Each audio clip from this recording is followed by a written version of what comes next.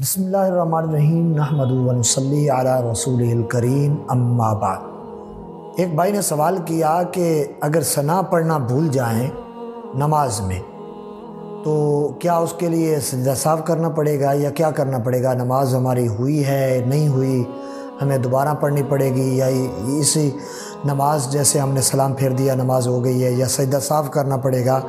اس کے لیے وہ سوال کر رہے تھے۔ دیکھیں، جب بھی آپ نماز پڑھنے کے لیے تشریف لائیں، امام صاحب کے پیچھے آپ نماز پڑھیں یا خود اکیلے نماز پڑھیں، تو ثنا تو آپ کو پڑھنی ہی پڑے گی۔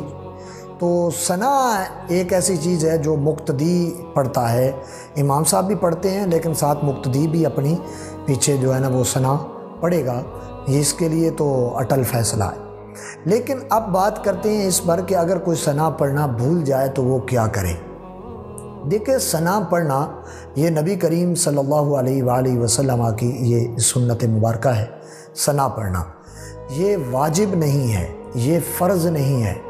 اگر کسی کی ثنا رہ جاتی ہے، بھولے چکے، اگر کوئی آتا ہے جلدی میں، وہ فاتحہ شریف سے شروع کر دیتا ہے، اخلاص شریف سے شروع کر دیتا ہے، یا امام صاحب آیا ہے وہ قرات کر رہے تھے تو اب اس پر سننا ضروری تھا قرات، تو اس لیے اس نے ثنا کو چھوڑ دیا، تو اب ان صورتوں میں ثنا یہ سنت ہے پڑھنا۔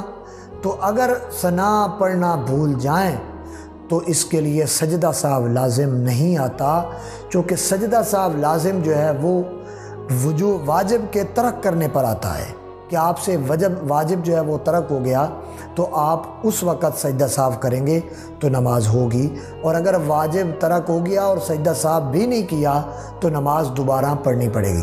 لیکن ثنا جو ہے اس کے چھوٹنے سے سجدہ صاحب لازم نہیں آتا، اس سے نماز اگر چھوٹ جاتی ہے بھولے چکے سے تو کوئی بات نہیں ہے، نماز ہو جاتی ہے، سجدہ صاحب وغیرہ اس پر لازم نہیں آتا، اور نہ ہی اس پر یہ ضرورت پڑتی ہے کہ دوبارہ نماز پڑھی جائے، چونکہ یہ ایک سنت کام ہے، تو لہٰذا جلدی میں اگر مس ہو بھی گیا ہے تو ایسی کوئی بات نہیں ہے۔ سنت کام جو ہے اس کے اوپر دوبارہ سجدہ صاحب کا حکم نہیں آتا، چونکہ سجدہ صاحب جو ہے نا وہ صرف اور صرف واجب کے چھوٹنے پر آتا ہے۔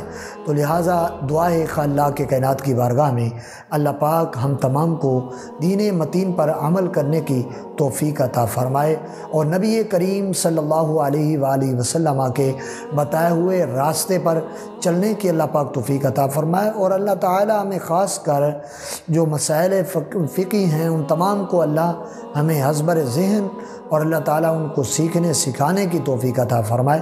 یقیناً علم سیکھنا ہر ایک مسلمان مرد عورت پر فرض ہے، تو لہٰذا سیکھنا چاہیے۔ علم سیکھنے کی کوئی عمر نہیں ہے کہ بندہ کہے کہ میری 20 سال تک عمر ہے، علم سیکھ سکتا ہوں، 25 سال تک سیکھ سکتا ہوں، نہیں۔